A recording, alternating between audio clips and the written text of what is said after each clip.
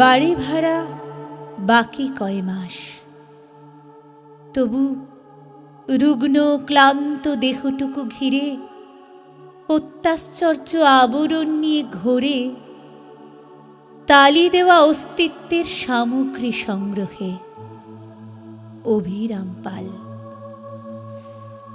লগ্ন জরি কন্যা তার, স্ত্রীও ধোঁকে শ্বাসরোগে, রেশন আনার করি বাড়ন্ত সংসারে, বাঁচবার অধিকার ধার করে কয়েকদিন চলে, তারপর অনিবার্য শেষ হয়ে যাওয়া।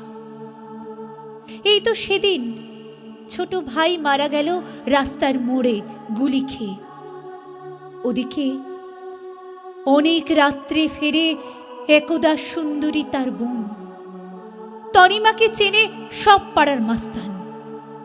অত্যন্ত পঙ্কিল ঘৃণ্য জীবনের ফেনপুঞ্জ পণ্য দেহ ঘিরে অবিরাম ঘূর্ণাবর্ত রচে।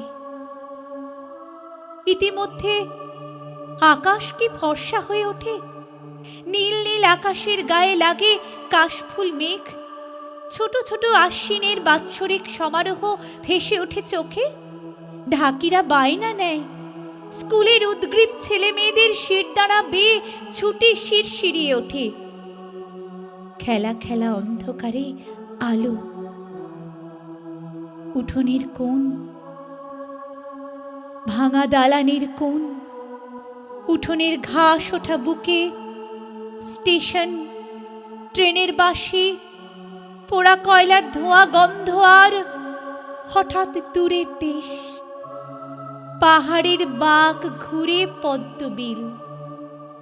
এই সব চালচিত্র নিয়ে গহনার নৌকা করে প্রতিমারা পিতৃগৃহে আসে। দ্রুত টোকা পড়ে যায় ভাঙা দরজায়, সামন্ত বাড়ির পেয়াদাটা বায়না নিয়ে আনে।